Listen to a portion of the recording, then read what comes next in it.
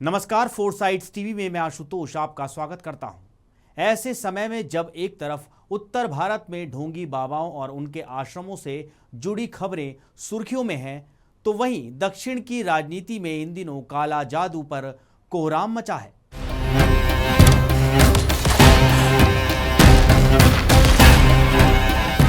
कर्नाटक में कांग्रेस पार्टी की सत्ता को काला जादू का डर सता रहा है। ठीक उसी तरह जैसे कभी पूर्व मुख्यमंत्री बीएस येदियुरप्पा को भी काले जादू का खौफ हुआ था और उन्होंने इसके लिए कांग्रेस पर साजिश करने का आरोप लगाया था। आज मामला उलट गया है। प्रदेश के उप मुख्यमंत्री डीके शिवकुमार ने कहा है कि उनकी सरकार के खिलाफ काला जादू किया जा रहा है और ये काला जादू कोई और नहीं बल्कि विपक्षी दलों में बीजेपी और जेडीएस करवा रही हैं।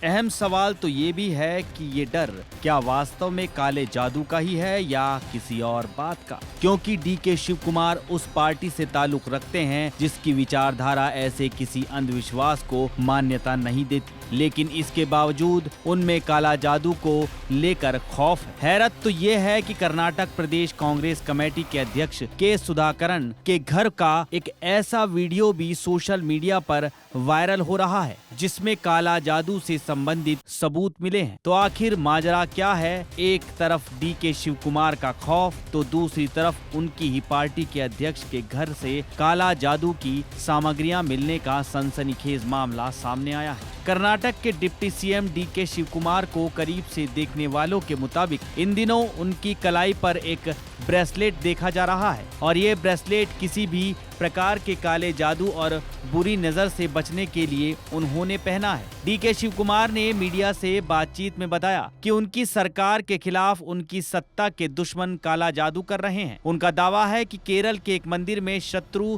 भैरवी यज्ञ किया जा रहा है। इस यज्ञ में पशु बलि देकर दुश्मन को खत्म करने के लिए शक्ति की उपासना की जाती है। उनके मुताबिक ये यज्ञ कोई और नहीं बल्कि बीजेपी और जेडीएस के लोग करवा रहे हैं।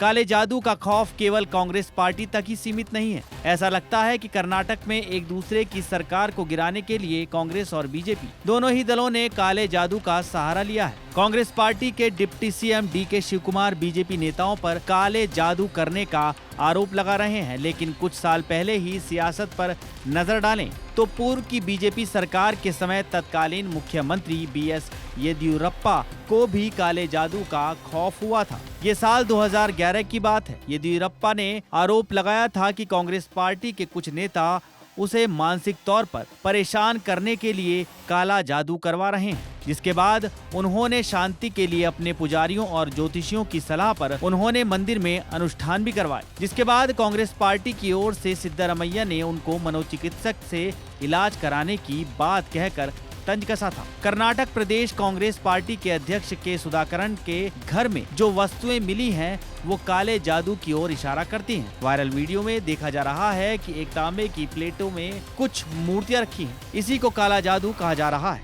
वैसे के सुधाकरन ने इसे पुराना वीडियो बताया है।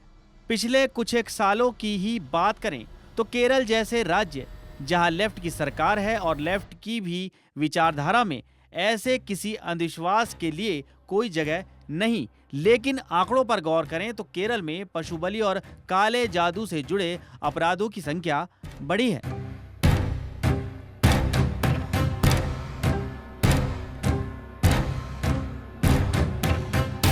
खबरों में रहना है अपडेट तो देखते रहिए फोरसाइट्स टीवी।